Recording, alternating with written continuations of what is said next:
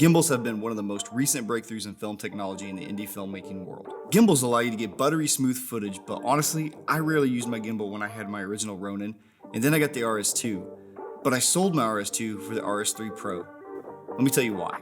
So this video is not going to be a detailed walkthrough or an in-depth review of the RS3 Pro because there's already plenty of those out there. I'm going to talk about specifically the features that the RS3 Pro had that caused me to sell my RS2 to upgrade to the RS3 Pro. Now, I'm not saying everybody with the RS2 needs to upgrade to the RS3 Pro, but one of the main reasons I wanted the RS3, this was probably the main reason I even considered it, was I shoot on the FX6. Anyone that's tried to balance an FX6 on the RS2, it can do it, and it can do it no problem. But what I had issues with was one of the main lenses I shoot on is what I'm filming here is the 24-70, which is it's a heavy big lens, and it required me to slide the camera back quite a bit. And on the RS3, this joint on the axis sits a little lower, which not only lets you see the monitor better on DSLR bodies like this or mirrorless bodies like the A7 IV I got here, but it allowed me to balance it a lot easier, and I get a better balance with the FX6 by sliding it back a little bit further. That was one of the main features that piqued my interest on the RS3 Pro, on me considering if I was going to buy it or not. So there definitely are features to upgrade to the RS3 Pro from the RS2. The RS3 Pro has a new algorithm that makes it 20% smoother. I can tell you right now, 20% may not seem like a whole lot of difference, but it definitely is, and I can totally tell the difference when I was using the RS3 Pro over the RS2. I did not get to do a side-by-side comparison because I sold my RS2 right when they announced the RS3 Pro and bought this, so I've had this for almost a year now. Now, 20% smoother, is that something your clients are gonna see and notice a difference? No, I don't think they'll notice at all, and honestly, if you're good enough with your RS2 and you got that ninja walk down, you may not notice a huge difference. I think it just makes it easier to get stable footage. It doesn't make it look better, but it probably makes it a lot easier to pull off a shot that you may be trying to do to keep it stable. Now, this next feature is the feature alone that's got a lot of people upgrading to the RS3 Pro from the RS2, and that is the auto lock feature. And this makes it so handy when traveling around with it. And I don't mean traveling as in, traveling very far or hiking. I mean literally just picking the camera up and moving it from one location to another, whether you're balancing and setting it up on a table or in your car, or if you got a cart that you're balancing on, this feature makes it just super easy to use, and that is the auto lock. And it is one of my favorite things and really makes this thing a joy to use. So how it works is all you do is just tap the button once and it locks. And these are very strong locks. So you can pick it up, you can hold it from different angles, you can carry it around. This was something I really loved using. When I first had seen this, I thought these locks might be danky, or kind of like when they're locked, I'd be worried about moving it in certain ways with the weight, breaking the lock or so. But no, these locks they're strong, and it definitely feels sturdy. It's one of my favorite features of this thing, just being able to pop it off, lock it. You can also set it to lock in more of a closed position. If it's balanced to a way where this arm won't close flush, it'll go to the point of where it comes in contact with that lower arm and just stop there and lock, which is amazing. Another upgrade that may not be significant to most, but the screen on the back here. The screen is definitely a lot bigger. It seems brighter. I'm not sure if it actually is, but it is just larger overall, and it's a very sharp screen. It's easier to see. It's easier to touch the things you want to touch without accidentally touching the wrong things. And while we're here on the handle and the buttons and the usability, I want to point out another new feature that is also really nice to have. Instead of going to the settings to switch from point of view follow to point of view to FPV mode, there's a switch right on the side, so you flick it really quick to switch from one mode to another without touching the screen or going into settings, which I like because you can press the M button to lock the screen so you don't accidentally touch it, which I don't know about you guys, but I always had an issue with that with the RS2. I always end up kept touching the screen by accident. But while that's locked, you still can flip the modes here on the switch, which is really nice. And it's, less of an accidental thing to flip the switch. So the gimbal itself, without these tilta handles that I have, this does not come with it. These are the tilta handles. I bought them separately. I just enjoy holding like this. I prefer that kind of setup more than the sword lightsaber mode. I come from the Ronin M days, and I definitely preferred this other than this. But it does come with its own handle where it comes off and you can hold it from the side. And it's more like this, which I like too. It makes it a lot easier to go into like suitcase mode and get low shots. It actually is a really nice setup that comes with it. I just bought this because there's some shoots where I just prefer to have this kind of setup on that. I also like having my Ninja monitor, and if I need a microphone, I typically don't run a microphone on some kind of setup like this. I'm either using a lav, I may use a wireless lav, but I typically don't use wireless setups, and then I just sync it in post. The weight of the gimbal with the plate, the handle, without my tilta handles here, no camera on it, is 2.5 pounds, which isn't that bad.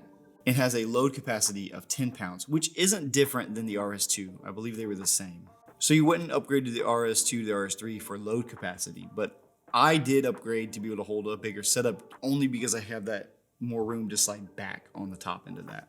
And this thing will, and so did the RS2, will fly my FX6 with the 24-70 f2.8. And that's a beefy setup. That's a pretty big setup on that. And it will hold it with the smaller FX6 batteries. But now I can fit the longer size batteries with this new RS3 Pro because that back end sits a little lower. That was the biggest selling feature for me.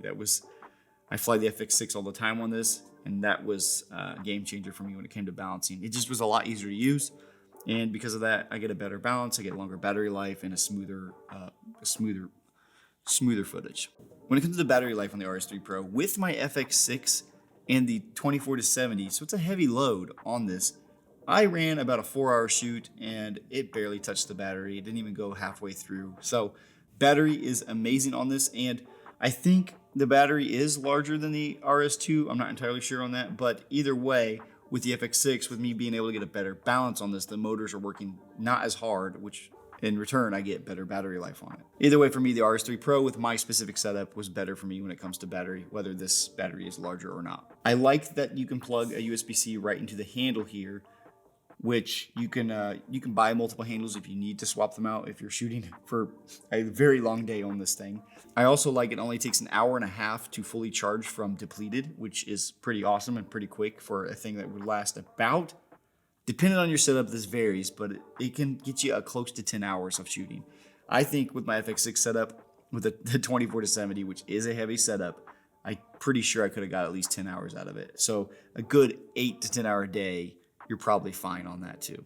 Which, another cool thing I really liked with the RS3 Pro is the way that the wireless follow focus here works. It's a strong motor. I have SLR Magic Cine Primes right now on an A7 IV. This works with my FX6 as well with these same lenses. It's really easy to use and really easy to calibrate in the menus on the RS3 Pro.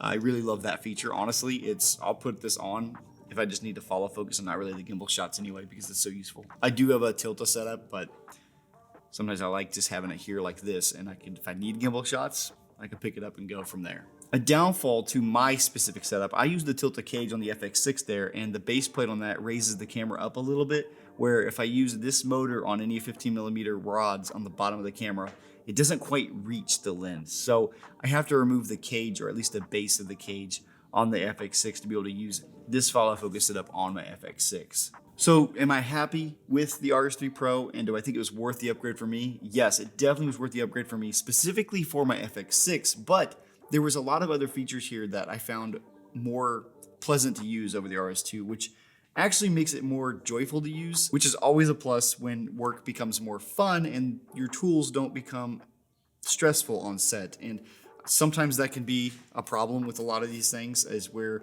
if it becomes too clunky or hard to use, and that was my issue with the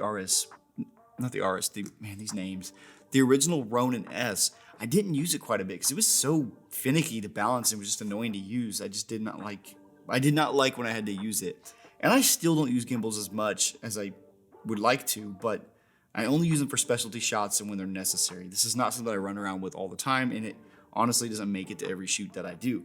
But I have been finding more reason to use the RS3 Pro, and if I need a gimbal shot, I don't really think of it as a stressful thing I need to do to pull out and balance and all that. It actually is super compact too to throw it in the bag, so a lot of times I've been bringing it as a just in case because it is a lot easier to balance and a lot easier to travel with the new case size and these new motors and the way that this locks while you balance. I didn't even talk about that. You can lock them individually as you balance each axis, which you could do on the RS2, yes, but that is just a feature that made this a lot easier to use, which is causing me to use it, just spit there, which causes me to use it more, and I actually look forward to using it, and I would like to use it more often, but let's not get gimbal crazy, because we know how people are when they get a gimbal, everything is like everything has to be a gimbal shot. If it's fun, it's fun, you know, and it's good when work can become fun. And this tool definitely made my work a little bit more enjoyable. So am I saying you should upgrade to the RS3 Pro from the RS2? I can't answer that for you. It's very specific on my needs on why this was definitely worth the upgrade for me. But if you're gonna upgrade, you're gonna get that lower back. So if you have longer setups or longer lenses, it makes it a lot easier to balance if you wanna put a zoom lens or something on a gimbal. There are people online who've done some pretty crazy things with that. The auto lock is just amazing to have just whenever you need to move it around. The larger screen also makes it a lot easier to use, and the flip switch make it easy to quickly try out point of view, first person, and if you need to go from a point of view shot to a locked horizon. And I like that because you flip it up, you can flip that switch on the fly instead of going through the menus while trying to move on the RS2. But that's very specific, a very niche occasion if you need to do that. Well, that's it for this video. If any of you guys upgraded from the RS2 to the RS3 Pro, let me know in the comments and let me know why. What was it? What was the feature? And if any of the features here I mentioned, or maybe it was something I didn't mention here for your specific setup, that was something that caused you to upgrade to the RS3 Pro from the RS2. Well, that's it. I'll see you guys in the next one.